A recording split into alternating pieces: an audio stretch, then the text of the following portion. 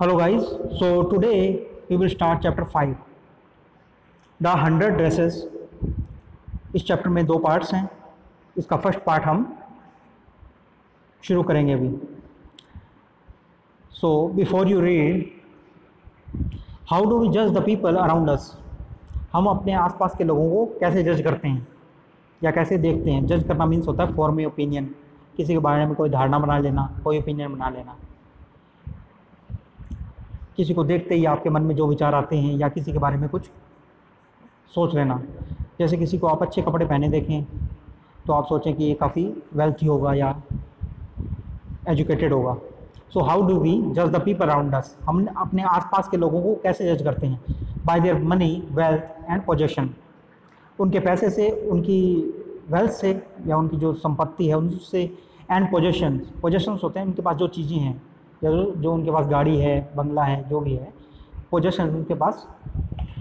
तो हम अपने आसपास के लोगों को कैसे जज करते हैं? उनके पैसे से, उनकी प्रॉपर्टी से या उनके पोजेशन से या उनके पास जो भी पोजेशंस हैं, गाड़ी है, गहने हैं, ज्वेलरीज हैं। और is there something of more enduring value to look for in a person. या फिर कोई इससे भी ज़्यादा इंड्यूरिंग मीन्स होता है कोई परमानेंट या लॉन्ग लास्टिंग जो एक क्वालिटी हो किसी के अंदर, जो परमानेंट क्वालिटी हो उसकी। और is there something of more enduring value to look for in a person. या फिर कोई और भी ऐसी परमानेंट क्वालिटी है या वैल्यू है एक पर्सन के अंदर जिससे हम उसे जज करते हैं।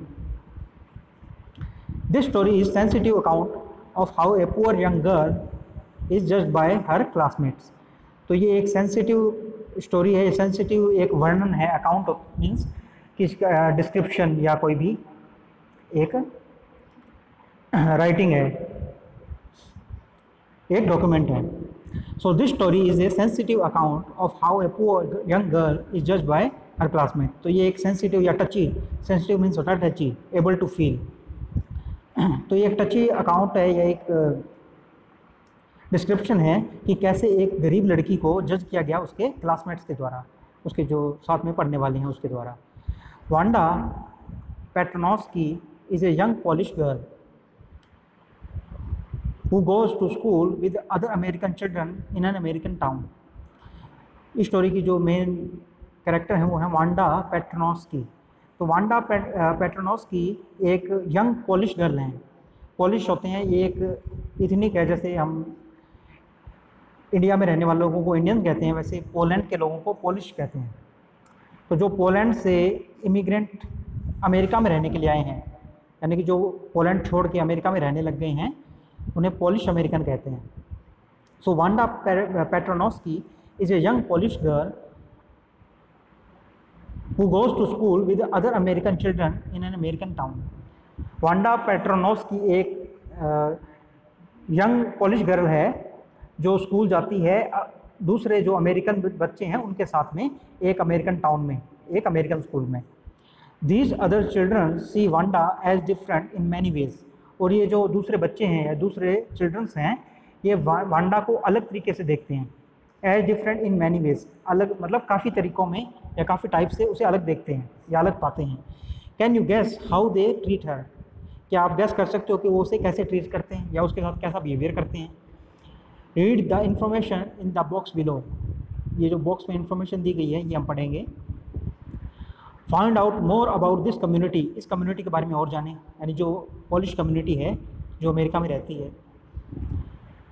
और about related topic from an encyclopedia और इंटरनेट। तो आप इस इंटरनेट पे पोलिश लोगों के बारे में, जो पोलिश अमेरिकन है कम्युनिटी है, उसके बारे में आप जान सकते हैं। The Polish American community in the United states. United states यानी अमेरिका में जो पोलिश अमेरिकन कम्युनिटी है उसके बारे में है ये। The first Polish immigrant arrived in America in 1608। जो पहला पोलिश इमिग्रेंट था, इमिग्रेंट्स होता है जो माइग्रेंट हो, जो अपना देश छोड़ के किसी दूसरे देश में रहने के लिए आया हो। So first Polish immigrant arrived in America in 1608। जो पहला पोलिश इमिग्रेंट था वो अमेरिका में आया था 1608 में, 1608 में। But the largest wave of Polish immigrant occurred in the early 20th century. पर जो एक बाढ़ आई या एक वेव आई, एक लहर आई पोलिश इमिग्रेंट्स की, यानी जो काफ़ी संख्या में जब इकट्ठे होकर पोलिश इमिग्रेंट्स या पोलिश जो माइग्रेंट थे वो अमेरिका में आए, but the largest wave of Polish immigrants, जो सबसे बड़ी वेव थी पोलिश इमिग्रेंट्स की, occurred in the early 20th century। वो 20th जो 20वीं सदी थी, 20th सेंचुरी उसके शुरुआत में हुआ या वो शुरुआत में आए। When more than 1 billion Poles migrated to the United States। और तब क्या हुआ कि 1 मिलियन यानी 10 लाख, लगभग 10 लाख पोल्स यूनाइटेड स्टेट में माइग्रेट होके आए, यानी अपने देश छोड़ के वहाँ रहने के लिए आए। पोल्स है, जो पोलिश पीपल्स होते हैं उन्हें पोल्स भी कहते हैं, ये उनके एक कहने का तरीका है। जैसे इंडियंस हैं, अमेरिकन्स हैं, वैसे पोलैंड में रहने वालों को पोल्स कहते हैं। The Polish state did not exist at that time and the immigrants were identified according to their country of origin rather than to ethnicity। So Polish state did not exist at that time. उस time पे जो Polish state थी, यानी एक Polish लोगों का जो अलग से राज्य या स्टेट नहीं था। And the immigrants were identified, और जो इमिग्रेंट्स थे यानी कि जो माइग्रेंट्स थे जो अपना देश छोड़ के, पोलैंड छोड़ के अमेरिका में आए थे, उन्हें आइडेंटिफाइड किया जाता था उनकी कंट्री के हिसाब से, जिस देश से वो आए हैं, rather than to ethnicity। उनकी इथनिसिटी नहीं देखी जाती है, यानी इथनिसिटी होता है quality.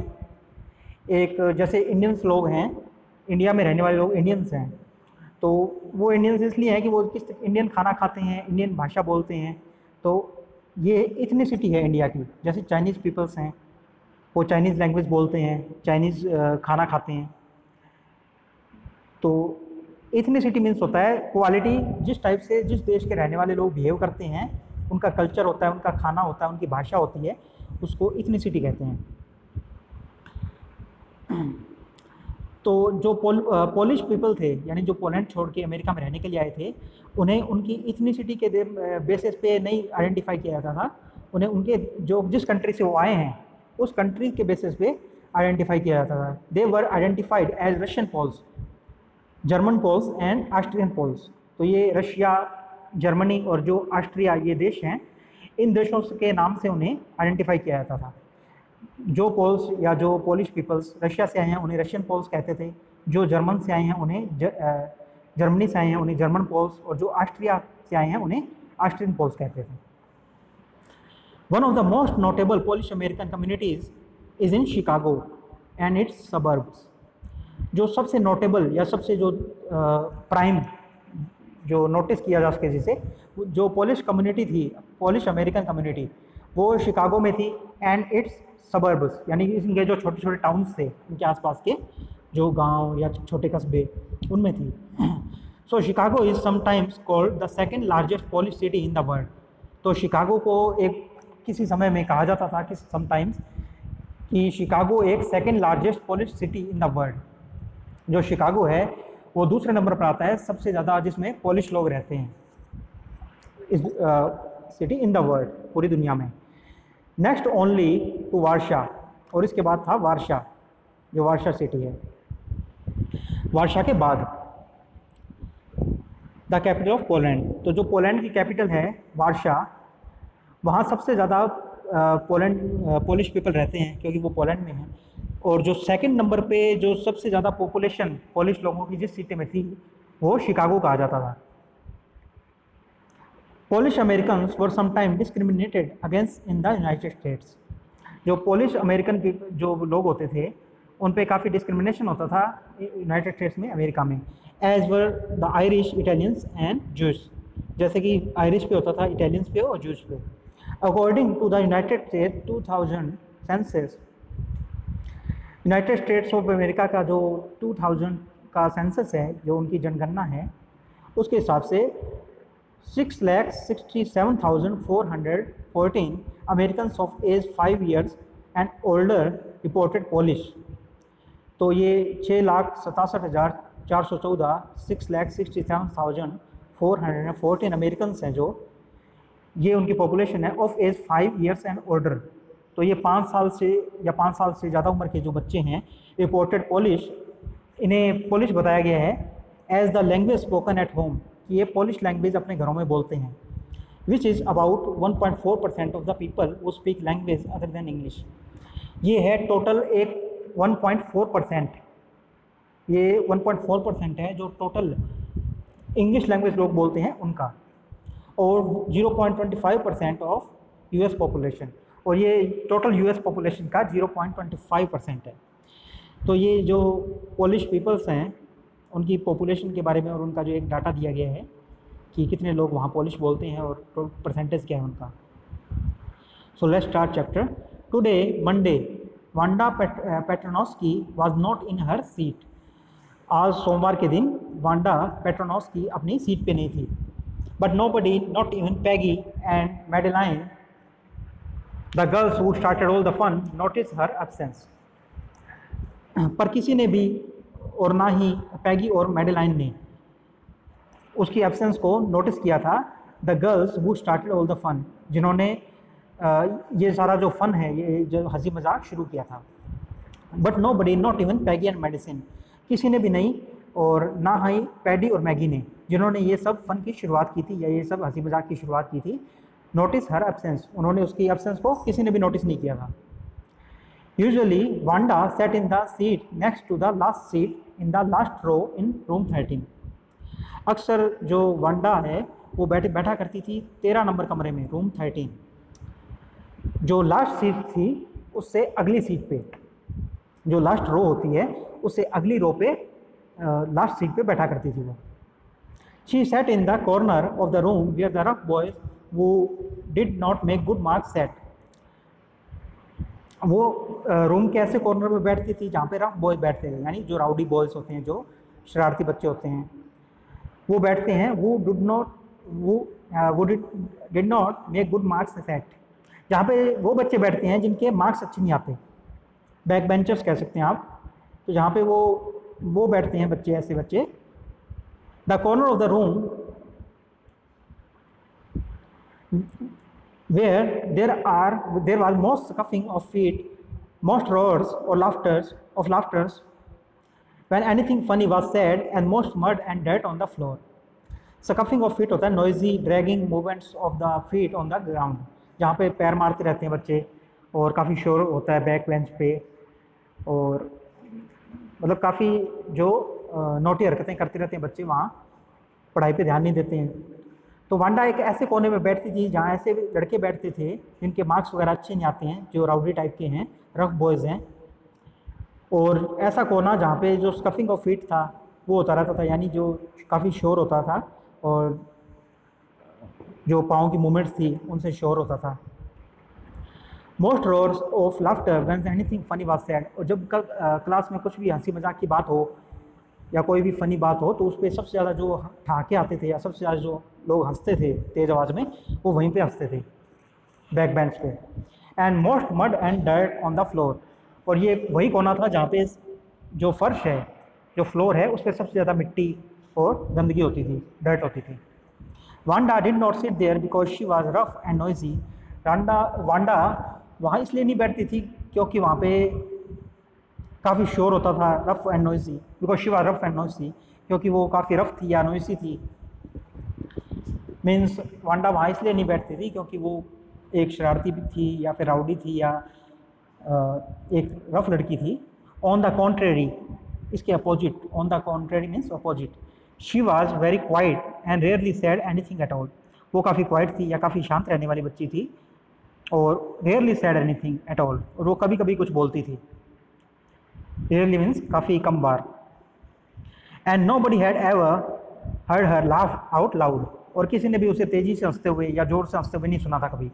Sometimes she twisted her mouth into a crooked sort of smile, but that was all.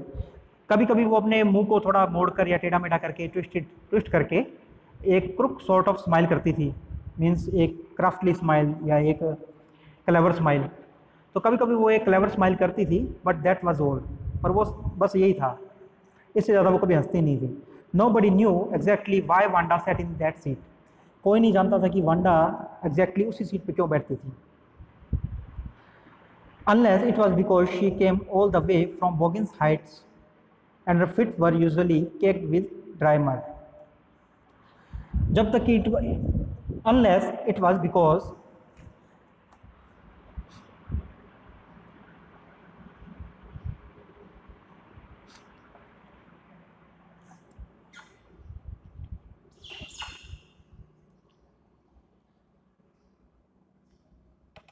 So nobody knew exactly why Wanda sat in that seat.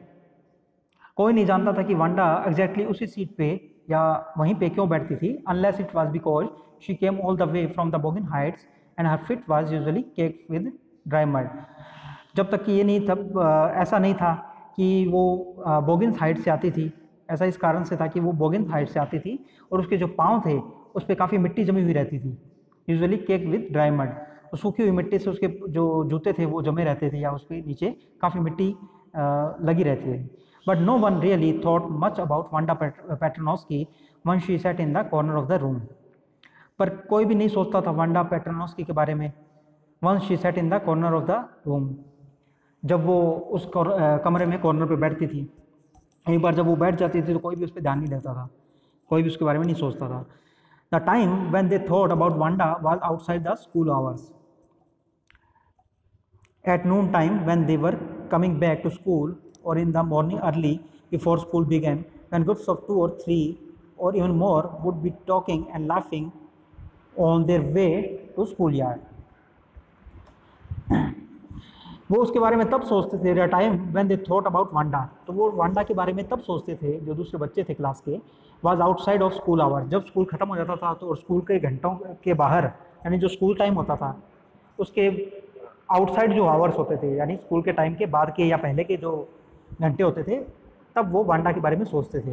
At noon time, शाम के समय, when they were coming back to school, जब वो school से वापस आ रहे होते थे, और in the morning early before school began, या फिर सुबह जब वो स्कूल आ रहे होते थे, सुबह जल्दी। व्हेन ग्रुप्स ऑफ 2 और 3, तब जो 2-3 लोगों का ग्रुप होता था, और इवन मरो या और ज़्यादा भी, उस ग्रुप में ज़्यादा भी लड़के हो सकते थे, would be talking and laughing on their way to the schoolyard, जब वो हंसते हुए और बातें करते हुए स्कूल यार्ड में, जो स्कूल का ओपन एरिया होता है, जो ग्राउंड होता है, उसमें आ रहे होते थे।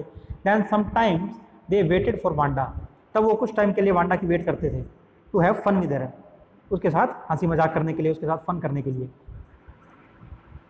The next day Tuesday, Wanda was not in school, अगले दिन मंगलवार को Wanda was not in school either, सोमवार को वांडा नहीं आई थी और अगले दिन मंगलवार को भी वांडा स्कूल नहीं आई थी। And nobody notice her absence again, और किसी ने भी उसकी एब्सेंस को अभी भी नोटिस नहीं किया था। वांडा मंडे और ट्यूसडे दोनों दिन स्कूल नहीं आई थी, और उसके जो क्लासमेट्स हैं, उसके जो साथ पढ़ने वाले बच्चे हैं, उनमें से किसी ने भी उसकी एब्सेंस को नोटिस नहीं किया था। So we will continue in next video.